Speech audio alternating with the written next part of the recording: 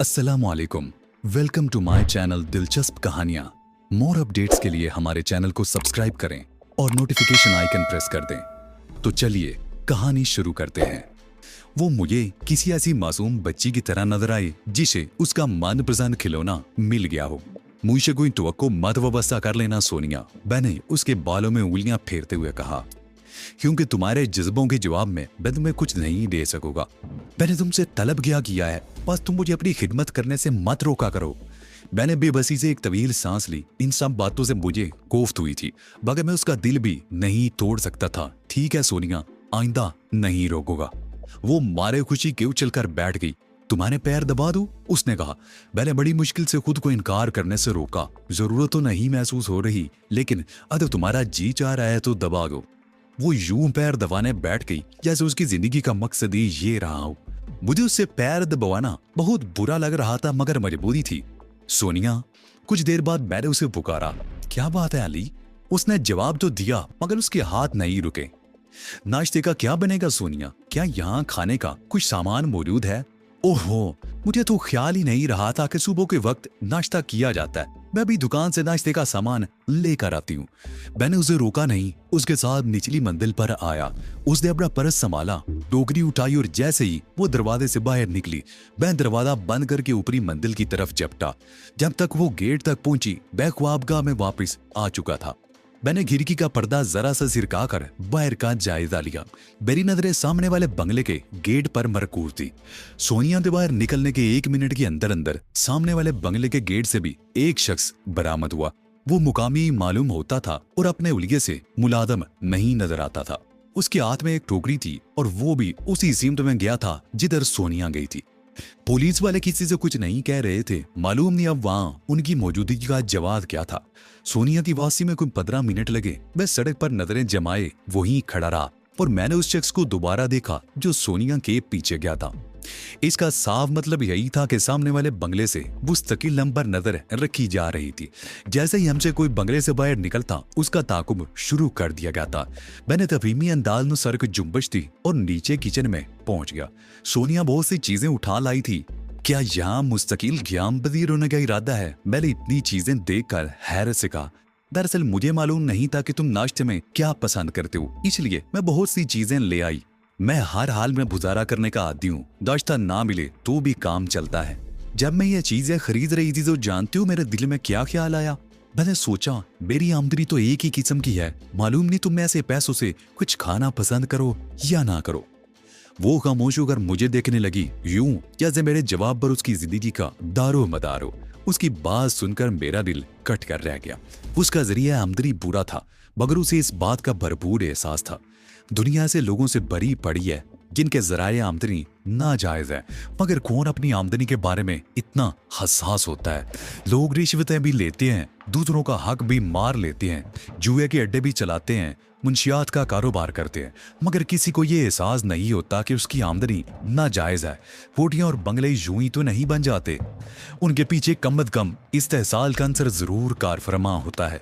इस एहसास जो बदतरीन लानत है, मगर इन तमाम नाजायज जराए पर सिर्फ ज़ाहिरी चमक दमक का ही पर्दा पड़ा हुआ नहीं होता, बल्कि दलीलें भी होती हैं। हर गलत काम को जायज करार दिया जाता है। जिनके साथ ज्यादती होती है उनकी कोई नहीं सुनता। ताकतवर कभी गलत नहीं कहता और कमजोर की कोई बात भी दुरुस्त नहीं होती। अगर ऐसी बात होती तो मैं जाते वक्त तुम्हें पैसे दे देता। मैंने कोशिश की थी कि मेरे लहजे से कुछ जाहिर ना होने पाए। मैंने ये भी सोचा था। सोनिया ने सर झुका कर कहा, लेकिन फिर ख्याल आया मुमकिन है तुम्हारे पास पैसे ही ना हो। जबानी कहने से शायद तुम्हें यकीन ना आए। मैंने जेब में हाथ डालकर नोट निकालते हुए कहा, खुद देख लो कि मेरे पास रकम है या नहीं। इतने बहुत से नोट देकर उसकी आंखें हैरत से फैल गईं। मैं खुश नसीब हूं कि एक अमीर आदमी मेरा मेहमान है। खुश नसीब तो मैं हूं जिसे एक अदीम खातून का मेहमान बनने का शर्फ हासिल हुआ, मैंने कहा, और वो खिलखिलाकर हंस पड़ी। किसी किसी वक्त यूं लगता है जैसे तुम बस दूसरों को खुश करने के लिए कोई बात कह देते हो। हाँ, जैसे अभी मैं ये कहने वाला हूँ कि क्यों ना साहिल समंदर पर नाश्ता किया जाए। बहुत उम्दा ख्याल है। मैं सैंडविच तैयार किए लेती हूँ, काफी थर्मास में भर लेंगे। और अब मगर हम जाएंगे कैसे? वो जो कार तुमने खड़ी देखी थी, अगर हमारे मेजबान किस मकसद के लिए छोड़ गए, मगर उसकी चाबी कहाँ है? सोनिया ने घबरा कर कहा। और फिर किसी दूसरे की कार। जब मैं साथ हूं तो इस किस्म की बातें मत सोचा करो। ये सब सोचना मेरा काम है। लेकिन अली यहाँ तो पुलिस की वजह से हम महफूज भी हैं। किसी सुनसान जगह जाएंगे तो हमारे दुश्मन वार कर जाएंगे। मैंने कहा ना कि जब तक मैं तुम्हारे साथ हूं ये तमाम बातें मुझ पर छोड़ दो। तुम तो बस खामोशी से मेरे कहने पर अमल करती रहो। मैं उसे क्या बताता कि मेरा तो मकसद ही यही है कि इन लोगों से किसी खुले मुकाम पर दसादम हो।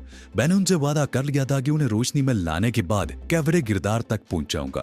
रोशनी में तो खैर वो आ ही चुके थे, अब कैवरे गिरदार को पहुंचाना बाकी रह गया था। और मैं सोच रहा था कि ये काम जिस कदर जल्द हो जाए उतना ही अच्छा है। अगर मैं उस शख्स की आवाज ना पहचान लेता तो इतनी जल्दबाजी का मुजाहरा ना करता। मगर अब मेरे लिए एक लम्हे के वास्ते भी पीछे हट के बैठना मुश्किल था।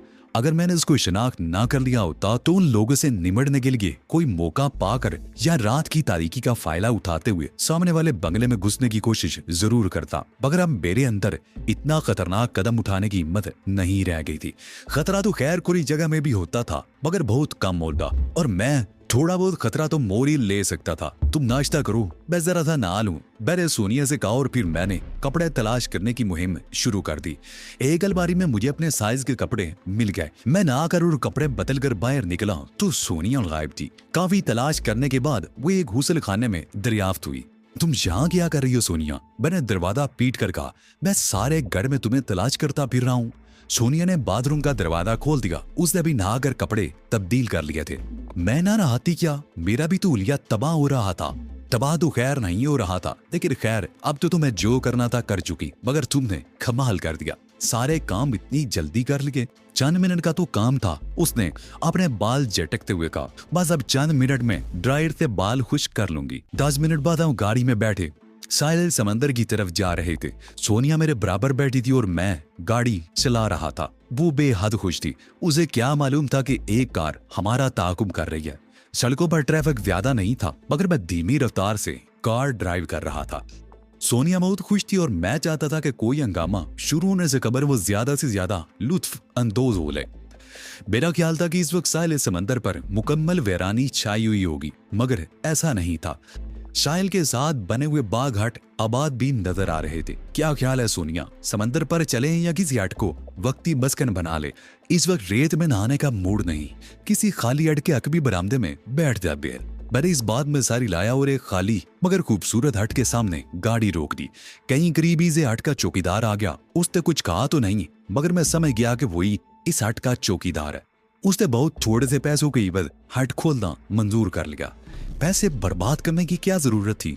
सोनिया ने आहिस्ता से कहा, थोड़ी देर के लिए तो हम कहीं भी बैठ सकते थे।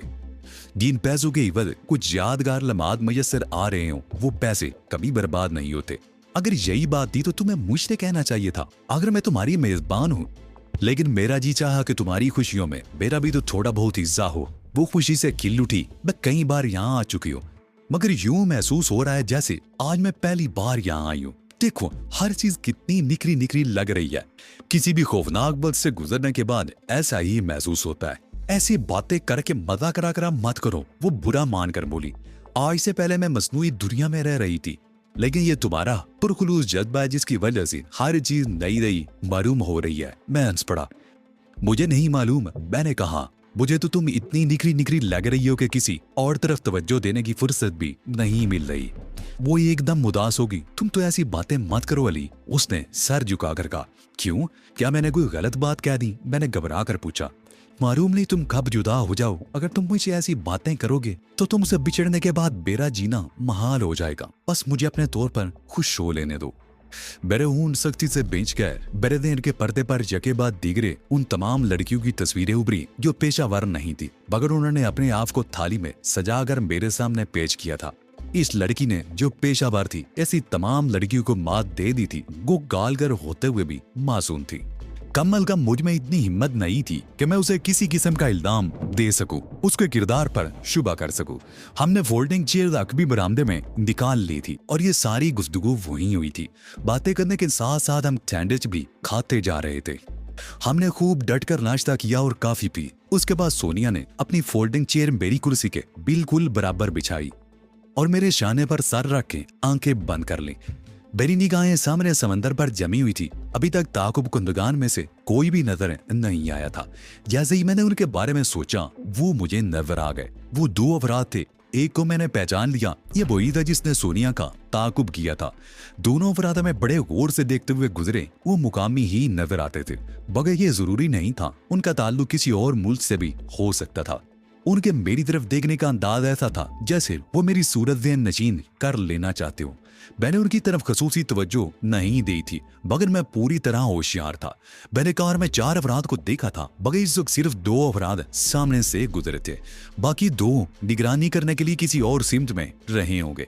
मुझे उनकी कोई खास परवाह नहीं थी। ये तो तय हो गया था कि वो किसी खास वजह से बली शख्सियत की तरफ से मशकूक हो गए हैं, और जब तक मेरी असलियत मालूम नहीं कर लेंगे, मुझे कोई नुकसान पहुंचाने से गुरेज करेंगे।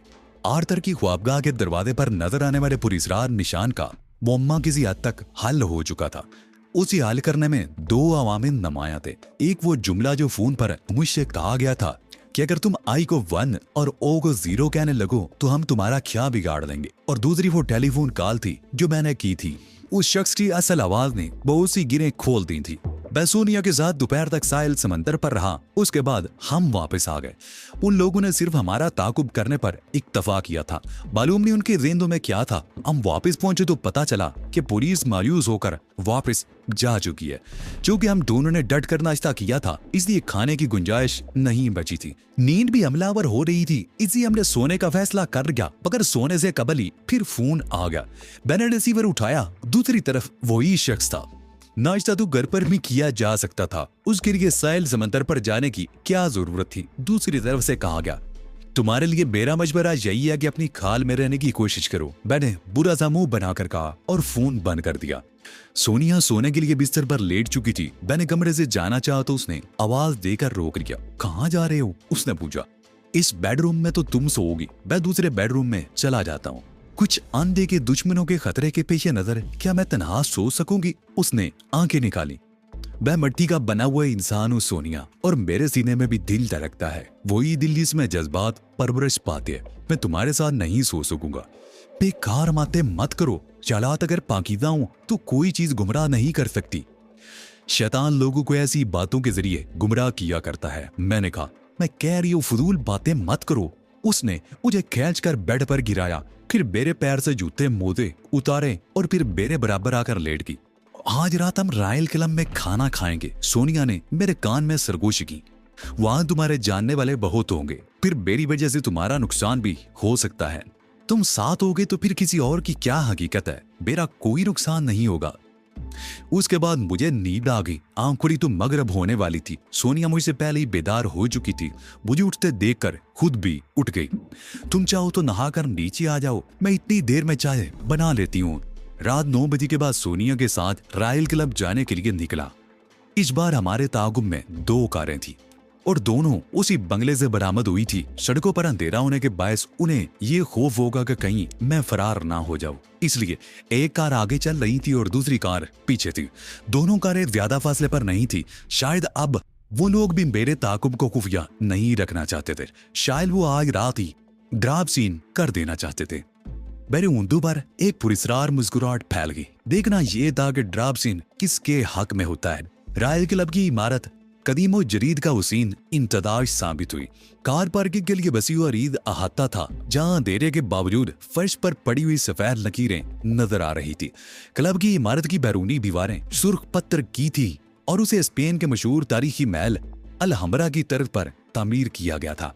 क्लब में दाखिले के लिए सोनिया ने जो रकम अदा की, उसे देखकर ही मेरे होश उड़ गए। मुझे ये अंदाजा नहीं था कि वो मेरी इतनी महंगी दावत करेगी। फिर मुझे ये भी हैरत हुई कि सोनिया रोजाना इस क्लब में दाखिले की अखराजात किस तरह बर्दाश्त करती होगी। आखिर ये सवाल मेरे लबों पर आ ही गया। मेरी बात सुनकर सोनिया हंस पड़ी। तुमने शायद गौर नहीं किया, मैंने एक ही टिकट खरीदा है, इसलिए कि मैं यहाँ की मुस्तकिल मेंबर हूँ। क्लब ने मुझे इजादी रुकनियत दे रखी है। बहुत से लोग सिर्फ मेरी वजह से यहाँ आते हैं। अगर मैं कहीं और जाने लगूं तो वो भी मुझे जाने लगेंगे। सोनिया मुझे मरकजी हाल में ले गई और मेरी आंखें हैरत से फैल दी। मरकजी हाल किसी काबा खाने का सा मंदिर पेश कर रहा था। वसीओरीज हाल की बेशतर मेजें आबाद थी। एयर कंडीशन होने के बावजूद वहां सिगरेटों का धुआं भरा हुआ था। तकरीबन हर शख्स के हाथ में या उसके सामने मेज पर शराब के जाम मौजूद थे। बेजों के दरमियानी कुसीन रकासा थरकती फिर रही थी। रंगो नूर का एक तूफान था जिसे देखकर कोई नहीं कह सकता था कि ये कौम गुज़िश्ता 7 साल के तवील अरसे से हालत जंग में है। बाहर ब्लैकआउट है और जंग बसरा के नवा तक आ चुकी है। तुम तो कह रही थी कि कारोबार मंदा है। मैंने सोनिया से कहा, यहाँ तो बड़ी रौनक नजर आ रही है।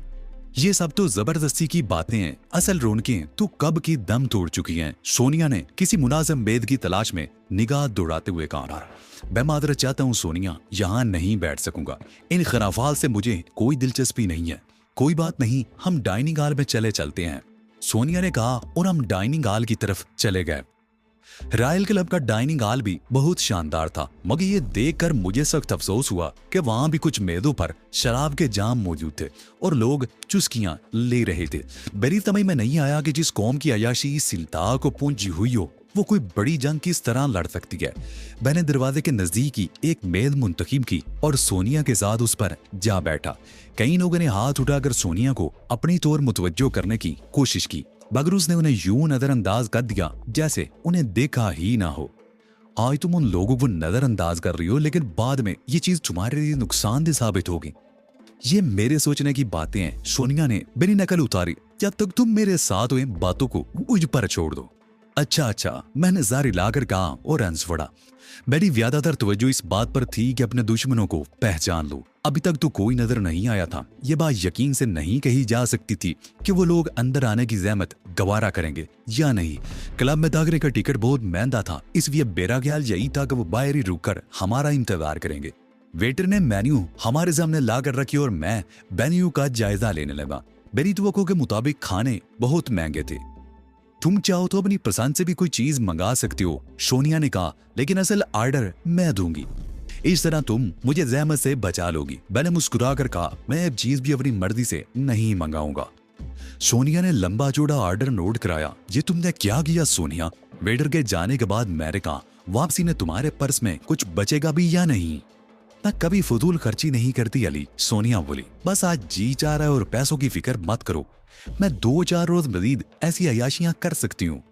तुमने शराब का ऑर्डर नहीं दिया? बैलेंस की आंखों में देखते हुए कहा। ओह, क्या तुम पीती हो? उसने गड़बड़ा कर पूछा।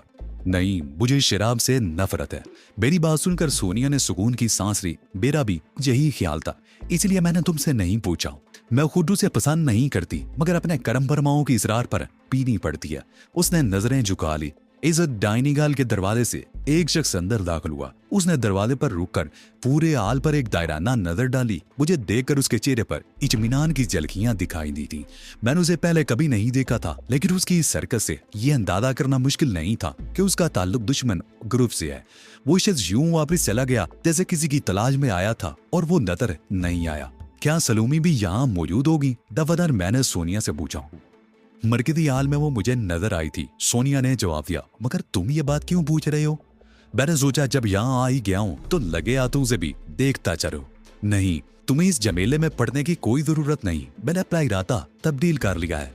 अब तुम्हें इस झमेले में पड़ चुका और तुम्हारा इरादा तब्दील कर देने से मेरा इरादा तो तब्दील होने से रहा।